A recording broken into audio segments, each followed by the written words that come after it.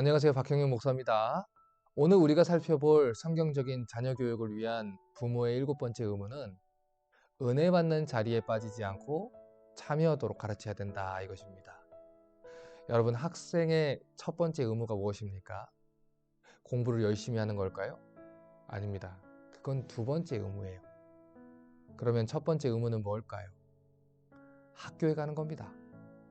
일단 학생이면 학교에 빠지지 않고 나가는 게 첫 번째 의무고, 그 뒤에 공부를 잘하든 못하든 그 다음 책임이 따라오는 것이지요.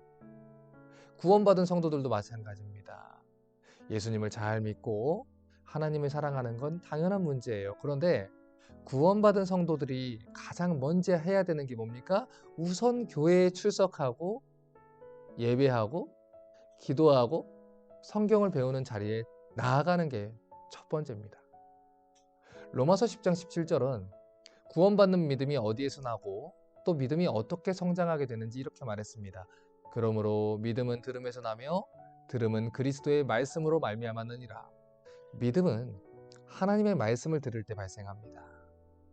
믿음은 성경에 기록된 예수 그리스도에 대한 말씀을 들을 때 성장을 하죠. 다시 말해서 매일 저는 믿음이 없어요 라고 말하는 사람들이 말씀을 배우고 설교를 듣는 자리에 나가지 않는다면 절대로 믿음이 자라는 것을 기대해서는 안 된다는 거예요.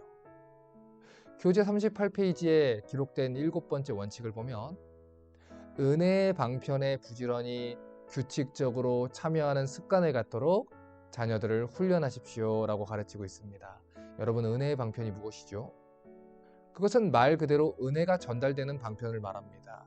예배를 드릴 때, 말씀을 배울 때, 기도할 때, 성찬에 참여할 때, 성도들과 교제할 때, 성경에서 하나님이 정하신 모든 은혜의 방편을 말하는 것이죠.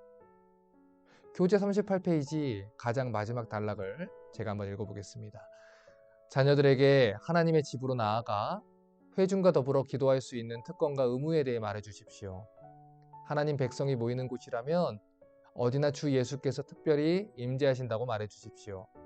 하지만 하나님의 백성이 모이는 자리에 함께하지 않을 때는 도마와 같이 함께 모일 때 주시는 복에 참여하지 못할 수도 있음을 말해 주십시오.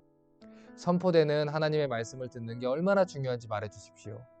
말씀 설교는 사람의 영혼을 회심케 하고 거룩하게 하고 자라가게 하기 위해 하나님이 정하신 중요한 규례임을 말해 주십시오. 모이기를 피하는 어떤 사람들의 습관과 같이 하지 말고 서로 경책하고 권면하고 권하라는 하나님 말씀을 알게 하십시오. 마지막 날이 가까울수록 더욱 그렇게 해야 한다고 말해 주십시오. 여러분, 교회는 예수 그리스도의 몸입니다. 또한 예수 그리스도는 교회의 머리가 되시죠. 머리가 없는 몸도 없고 몸이 없는 머리도 없습니다. 그래서 우리는 이 예수 그리스도의 피로 사신 교회는 항상 예수님과 하나라는 것을 알아야 돼요. 그래서 나는 예수님을 사랑하지만 교회는 소속되지 않을 거예요. 이런 궤변을 늘어놓는 것은 안 되는 것입니다. 그 말은 나는 우리 남편의 머리는 사랑하고 머리와는 살고 싶은데 몸은 싫고 몸이란 살지 않겠습니다. 이런 궤변하고 같은 말이에요. 예수님을 사랑하는 사람은 그분의 교회를 사랑합니다. 예수님을 믿는 사람은 예수님이 정하신 은혜의 방법과 구원의 방법대로 신앙생활을 해요. 그게 바로 은혜의 방편에 주어진 것이고 그것들을 전달하는 기관이 바로 교회입니다. 하나님은 당신의 백성이 예배할 때 은혜를 주세요. 하나님은 당신의 백성들이 성경을 펼치고 배울 때 말씀하시죠. 하나님은 당신의 백성들이 함께 기도할 때 들으십니다. 이 모든 은혜의 방편들은 하나님이 정하신 믿음의 방편이에요. 그러므로 우리 아이들에게 어렸을 때부터 이 분명한 의무와 책임을 주십시오.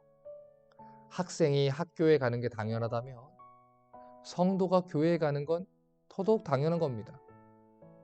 아이들이 학교에 나가지 않아서 혹시 수업의 일수를 다 채우지 못해서 과락하게 되는 것은 걱정하시지요. 그런데 왜 아이들이 교회에 나가지 않는 것은 그렇게 신경이 쓰이지 않는 걸까요? 여러분, 안 됩니다. 아이들의 신앙이 성장하고 성숙하는 건 두 번째 문제예요. 첫 번째 문제는 우선 교회부터 나가는 겁니다. 예배부터 빠지지 않는 거고 성경을 배울 기회만 있다면 만사를 제치고 그 자리에 참여해야 되는 것입니다. 이게 바로 부모의 의무예요. 교재 39페이지 마지막 단락을 읽어보겠습니다. 말도 안 되는 핑계를 대며 교회에 빠지기를 반복하는 습관을 갖지 못하도록 해야 됩니다. 부모인 여러분과 한 집에 사는 한 건강한 모든 가족들은 주일에 교회에 가서 하나님을 영화롭게 하는 것이 여러분 가정의 규례라고 분명히 말하십시오. 주일을 지키지 않는 것은 자기 영혼을 살해하는 일이라고 분명히 말하십시오. 자, 또 한 가지 강조하고 싶은 것은 여기에서도 부모가 모범이 되어야 된다는 거예요. 우리가 코로나 사태를 겪으면서 온라인 예배를 악용하는 부모들이 늘어났습니다. 예를 들어서 주일에 여행 가고 싶으니까 어차피 차를 오래 탈 거 우리 시간을 세이브할 겸 그 차 안에서 온라인 예배 틀어놓고 예배 드리자 이거죠. 여러분, 온라인 예배를 드린다는 것은 온라인에 올라오는 영상을 끝까지 보겠다, 그 행위를 하겠다 이 말이 아닙니다. 온라인 예배가 처음 기획된 것은 이 전염병 사태 때문에 우리 크리스천들이 이웃에게 피해를 확산시키지 않기 위해서 기획된 겁니다. 이웃을 사랑하고 하나님을 사랑하는 마음으로 하나님 온라인이라도 예배를 드리겠습니다. 우리가 할 수 있는 환경에서 최선을 다해서 예배하겠습니다. 이런 마음으로 시작된 것이죠. 그런데 어느 순간부터 온라인 예배가 오프라인 예배하고 선택 옵션이 돼버렸어요. 자기 스케줄에 따라서 자기 취향대로 자기 스타일대로 선택할 수 있는 게 돼버렸습니다. 여러분, 그래서는 안 돼요. 예배는 우리가 드릴 수 있는 최선의 것을 드리는 것입니다. 우리가 하나님께 헌신하고 집중할 수 있는 모든 에너지를 다 쏟아서 드려야 되는 게 예배예요. 전염병 사태가 창궐할 때는 어쩔 수 없었을지 몰라요. 우리가 아파서 병석에 누워있을 때는 어쩔 수 없을지 모르죠. 그러나 여행도 가고 파티도 하고 모든 일상생활을 자유롭게 누리고 있는 상황에서 예배만 온라인으로 드린다는 것은 문제가 있습니다. 여러분, 그런데 더 큰 문제는 우리 애들이요, 우리가 선택하고 행동한 모든 것들을 보고 배운다는 것입니다. 왜 그렇게 선택했는지, 왜 그렇게 했는지 다 안다는 거예요. 아, 여행 가고 싶으면 온라인으로 예배하면 되지.